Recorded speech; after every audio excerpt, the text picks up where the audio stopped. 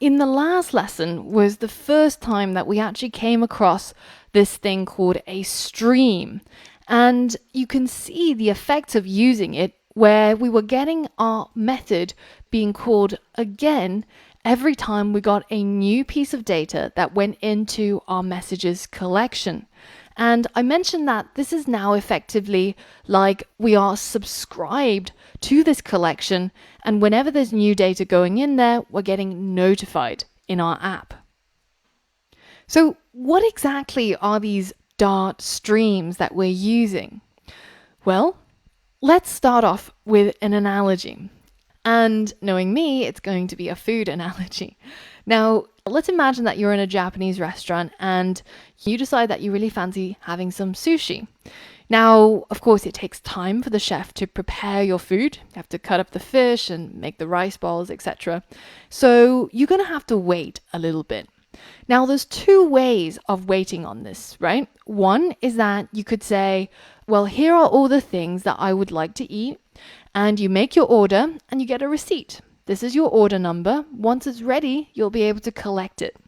And this is effectively how futures work. And we already saw that and went into that in a lot of detail in the Klima module. But consider another scenario. Instead of saying, I want all my order in one go, please give me everything I've requested in one go.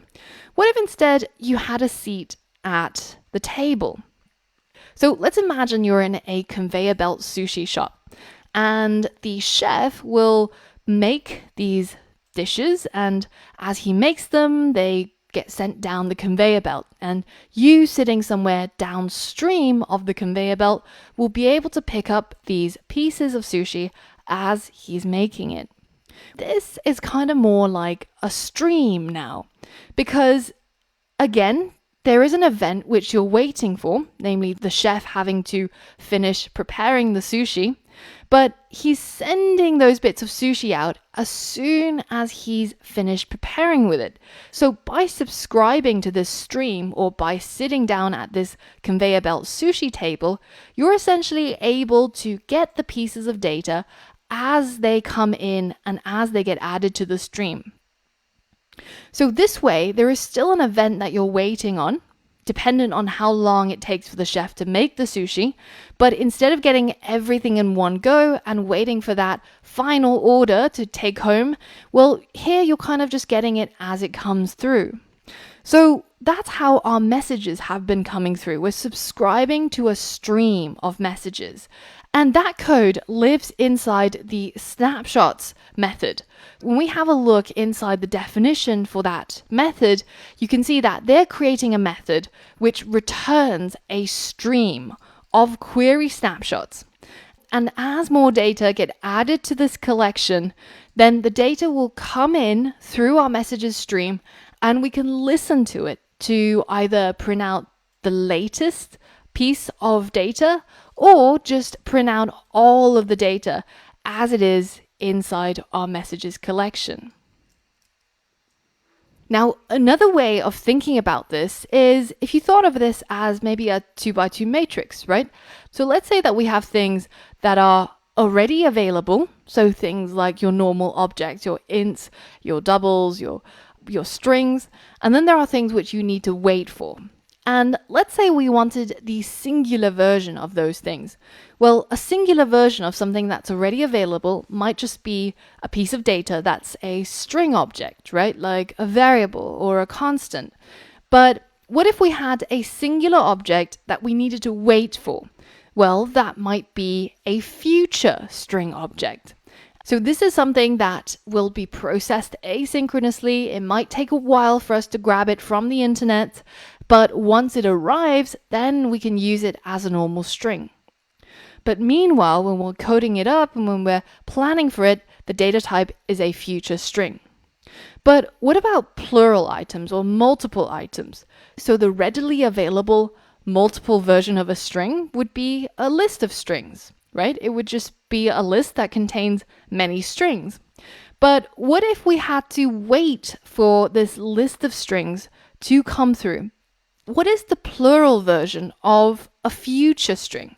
Well, that's a stream of strings.